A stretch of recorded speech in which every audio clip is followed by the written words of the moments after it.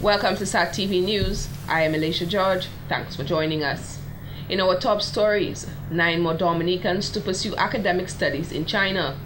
Bello receives a major cash injection from Aid Bank. In the region, Guyana to supply 5,000 tons of rice per month to Panama. And internationally, Michael Brown shot multiple times. In sports, Maho Soca Strikers makes a winning start to DFA's 2014-2015 season. Details of these and other stories will follow. Welcome back. 9 Dominicans on Friday received scholarships from the Chinese government to further their education in various disciplines. Every year, the People's Republic of China, PRC, makes several scholarships available to Dominican nationals as part of the shared relationship between the PRC and the Commonwealth of Dominica government. In the next 2 weeks, the recipients will travel to China, where they will learn the language and commence study for the next 4 years. Speaking at the ceremony, Chinese Ambassador to Dominica, Li Jianying, advised the recipients to embrace the new environment and culture. You may also be detracted by the environment around you. Don't be discouraged. It happens to everyone who goes to a different place. Think of it as a test on your way to success. Keep working, keep trying, don't give up. Your potential will come out and you will succeed. Ambassador Zhang Ying told the recipients that he hopes this opportunity will allow the two countries to strengthen its relationship. Peoples holds the key to building sound, sustainable relations between countries. Since our two countries established diplomatic relations 10 years ago, we have seen a great increase in people-to-people exchanges between our two countries. You can play an important role here as well. When you are in China, you represent Dominica.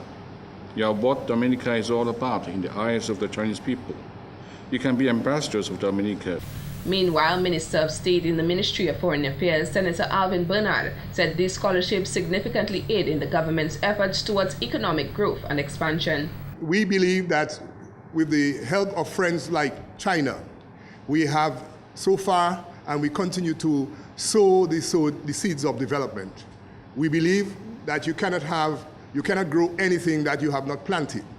And therefore, we believe that we are planting the seeds of development, and we continue to nurture those seeds. Over 100 students are currently studying in China through the Chinese government scholarship program. A company which has made a significant contribution to Dominica's agriculture and agro-processing sectors over the past 68 years has received a major injection of funds to boost its operations. Last week, the government of Dominica, through the Dominica Agricultural and Development Bank, Aid Bank, approved a $4.9 million loan for local manufacturer Parry W. Bellas and Company Co. Limited, commonly known as Bello. The company in recent years has had cash flow issues which have impacted on employment creation and market expansion. General Manager of the Aid Bank, Julius Corbett, says this money will assist the indigenous company in sourcing raw materials, as well as assist in undertaking refurbishment of the plant to meet international standards. Bello is an indigenous institution, so also is this bank.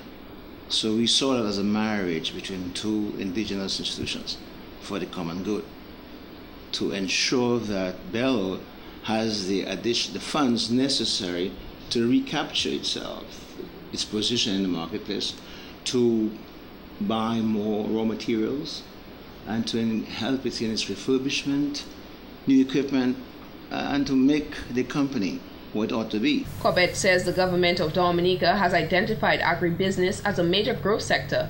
Thus, the expected improvements at the company will allow for transformations which will have significant spin-offs. He buys most of his materials from the local farmers, so we expect him to be able to be an avenue, a resource for these farmers. They can now sell their products. Then he could export that and create some export earnings, which we do need in our economy right now. That's one of the things. We also see a situation where he will be able to create employment. We need employment here. Hopefully that he will be able to generate a capacity where he can now bring in more employees, more people, put people back to work, which is a big thing that's going on right now. Parry W. Bellas and Company Limited houses its plant and administrative offices in Casa Comfort and also operates a smoked meat operation at the Canefield Industrial Estate. The company manufactures 17 products under the brand name Bello, which includes tropical fruit juices, drink concentrates and related preserves, as well as various spices, coffee, chocolate, and food condiment sauces. The Bello brand is a household name in Dominica. Management of the Dominica State Prison may have to consider improving security outside the immediate vicinity of the state-owned facility. This need arose following a cutlass incident involving a released inmate which occurred a few yards outside the prison last Friday morning. Information from the police indicates that Stephen Alfred, otherwise known as Black Boy from Tetmont, Granby, was attacked by two masked men and sustained wounds to his hand, elbow, leg, and head. Alfred was released from prison at 11:06 a.m. before he was attacked about 100 yards from the state prison and is now a patient at the intensive care ICU at the island's main hospital. Acting Superintendent of the prison, Raphael Cartin, in an exclusive off-camera interview with SAR-TV News, referred to Friday's incident as unfortunate and unprecedented. He said the prison and police departments met early Monday to discuss the circumstances surrounding the incident. The jury is out as to how the masked man who attacked Black Boy was informed about the exact time of his release from prison. Cartin says, as an added security measure, surveillance cameras may have to be installed outside the prison compound as a means of detracting similar incidents. Stephen Alfred was not the only inmate released from the state prison last Friday. We understand that Cuthbert Francois of Viecas was also released from prison at the same time as Alfred. He apparently fled the scene on bearing witness to the incident, fearing for his life. The much-anticipated state-of-the-art Newtown Primary School is expected to be completed in 18 months. This was revealed by Minister of Education, Honorable Peter Seja, on Friday. The project, which was announced by the government in March of 2012, has been faced with numerous delays, with the most recent being a material shortage, thus affecting its completion date. Work continues on the Newtown Primary School. I should advise that we had some technical difficulties. That has been addressed, and as I speak, work continues on the Newtown Primary School. Of course, since we had some technical difficulties, there would have been a slight break in works. But we do not expect any major changes as it relates, major that is, to the delivery date of the school plant. The designs for the new Newtown Primary School make provision for 3 levels. The ground level, a first floor and a second floor, which will house science labs, a cafeteria, an auditorium, office space for principal and vice principal, space for staff of the school, an art and a computer room, and approximately 12 classrooms. The new school will also make provisions for an increase in the number of students attending that school. When completed, it will be the first school on island with an elevator, which will make provision for physically challenged children. And we anticipate that within the stipulated time that the students of the Newtown area will be in the new school. Currently, the foundation of the school is being constructed. A number of locals from Newtown and environs have gained employment. The Chinese contractors are working hand in hand to see the completion of the school. From time to time, you may have some setbacks. We live in a tropical island, one that lies in the middle of the hurricane path, so that there may be some difficulties, challenges that would warrant a slight change in the anticipated date. Students of the Newtown Primary are currently housed at the State College's campus in Baffin State. The project is being funded by the government of Dominica and the government of the People's Republic of China at a cost of $6 million. The success rate at this year's Caribbean Secondary Examination Council CSEC examinations is being reported to be the highest since 2002. That's according to Nicholas Goldberg, Senior Education Officer. Goldberg at the time was comparing the results of the 2014 CSEC examinations to results prior to the introduction of universal secondary education. You'll see that 2014 is probably the best year since 2002. But 2002, remember, you were not having the whole intake.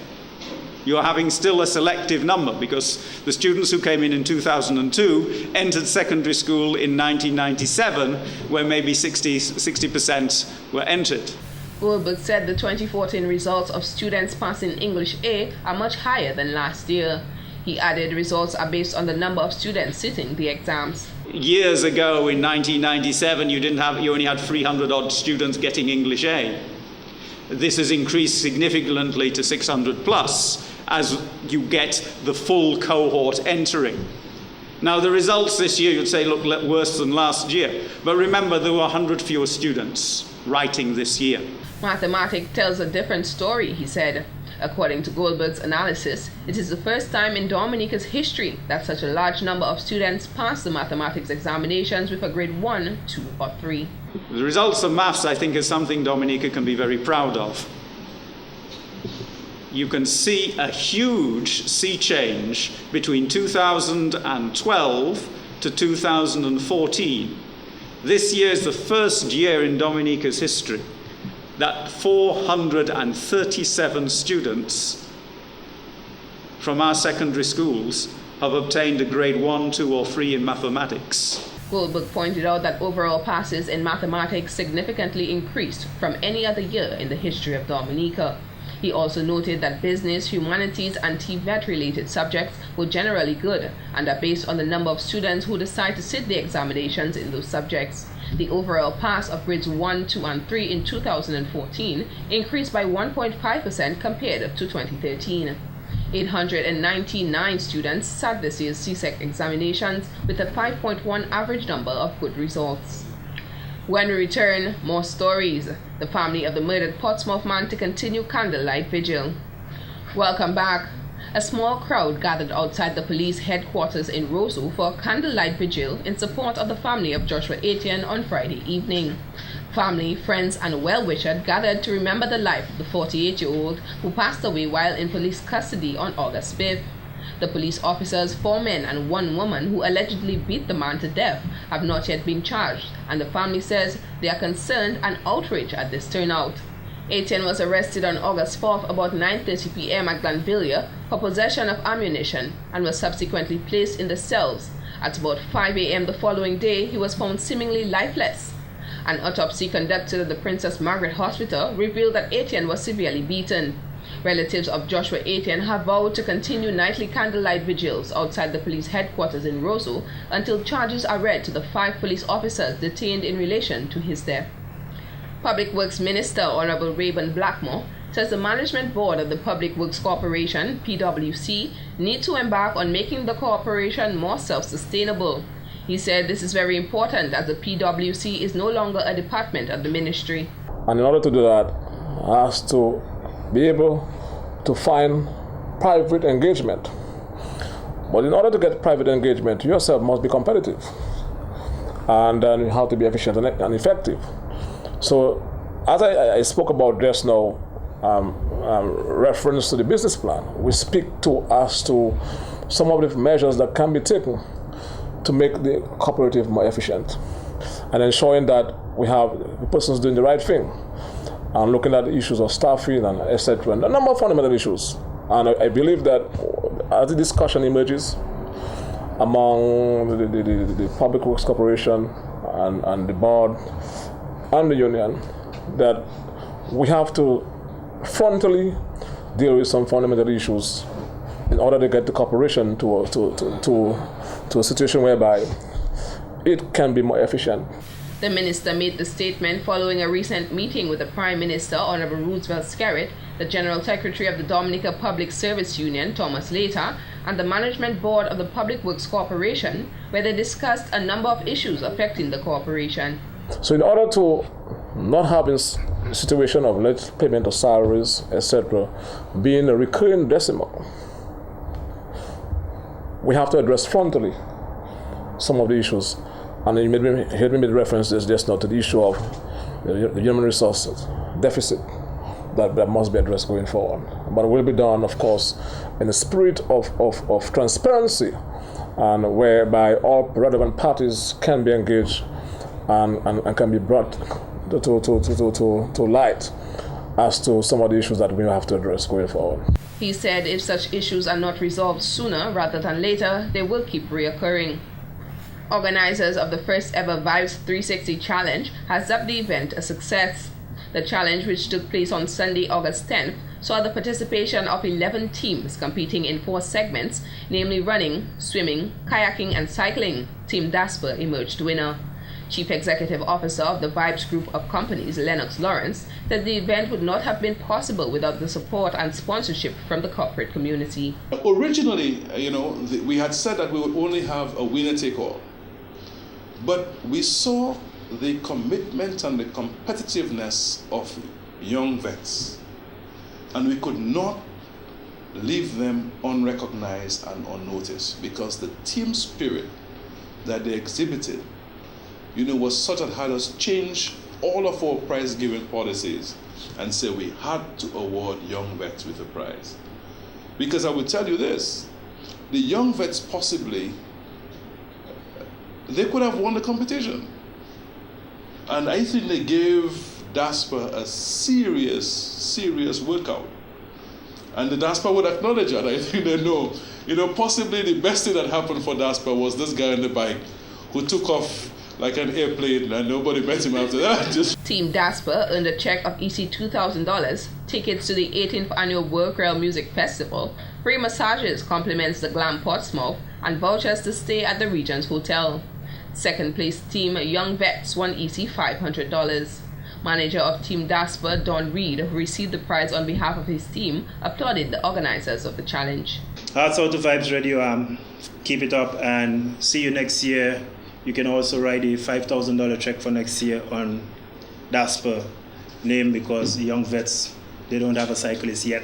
Meanwhile, Chief Executive Officer of the Vibes Group of Companies, Lennox Lawrence, announced that before the end of this year, another such competition will be held on a much larger scale. This has been the local segment of the news.